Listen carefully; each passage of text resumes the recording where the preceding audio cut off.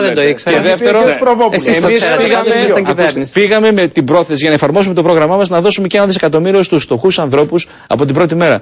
Και ανακαλύψαμε τα τεράστια ελλείμματα. Λοιπόν, για να θυμηθούμε, εγώ πήρα αυτά που δεν είπε τελικώς ο κύριος Στροσκάν, ή μάλλον που τα είπε, αλλά δεν παίξανε. Δεν μπήκανε στο τελικό. Και μάζεψα να δω τι λέγαμε εμείς την εποχή εκείνη. Για λοιπόν να δούμε τι λέει ο κύριος Στροσκάν και τι λέγαμε εμείς. Έχει πολύ ενδιαφέρον. Αρχές Δεκεμβρίου 2009, ο Ντομινίκ Στροσκάν δέχεται τηλεφώνημα από τον νεοεκλεγέντα Γιώργο Παπανδρέου. Βρισκόμαστε σε πάρα πολύ δύσκολη θέση και έχουμε πολύ σοβαρά προβλήματα. Λίγες μέρες νωρίτερα, ο Έλληνας Πρωθυπουργός μαζί με τον Υπουργό Οικονομικών διαβεβαιώνουν. Ναι, λεφτά υπάρχουν. Έχουμε δεσμευτεί. Οι πρώτες αποφάσεις μας. Στήριξη στα χαμηλά και τα μεσαία εισοδήματα.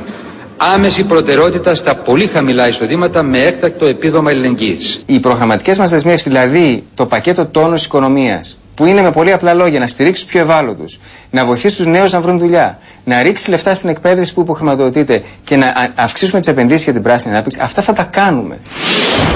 Νομίζεις πως το Διεθνές Νομισματικό Ταμείο θα μπορούσε να έρθει στην Ελλάδα να μας βοηθήσει? Η απάντηση Στροσκάν ήταν σαφής. Θα μπορούσαμε να το κάνουμε αυτό, αλλά δεν νομίζω ότι η Ευρωπαϊκή Ένωση θα σας άφηνε να έρθετε σε εμάς.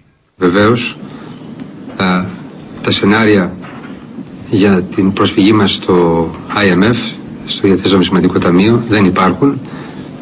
Εγώ έχω επαφές και με τον Στραουσκάν, άλλα επαφές για να συζητήσω τη γενικότερη οικονομική κατάσταση. Παρόλα αυτά, το κλίμα της συνομιλίας τους ήταν διαφορετικό. Μην ανησυχείς για την Ευρώπη. Εγώ μπορώ να τους πείσω. Είναι ένα μήνυμα προς αυτούς που έλεγαν δεν μπορούμε, δεν γίνεται, σας κοροϊδεύουν, πού θα βρείτε τα λεφτά. Τα βρήκαμε τα λεφτά, όχι για να τα σπαταλήσουμε, αλλά για αυτούς που έχουν πραγματικά ανάγκη. Το 2010 θα είναι η πρώτη χρονιά που το αποτέλεσμα στο τέλος του έτους θα είναι καλύτερο από αυτό που προβλέπει ο προϋπολογισμός. Βάζουμε πιο ψηλά το στόχο. Έχει κανείς αντίρρηση σε αυτό?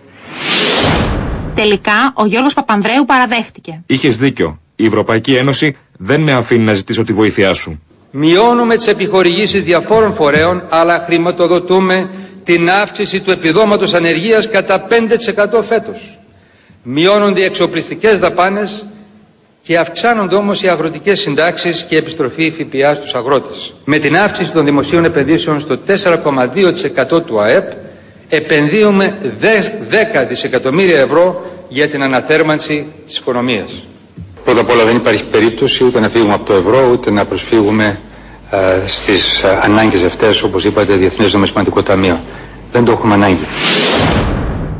La réalité, c'est que ces gens-là, ils sont dans la merde. Et ils sont gravement. Et je crois qu'on a perdu du temps. Et que parce qu'on a perdu du temps, c'est plus coûteux pour la collectivité, pour tout le monde, et c'est plus dur pour les Grecs.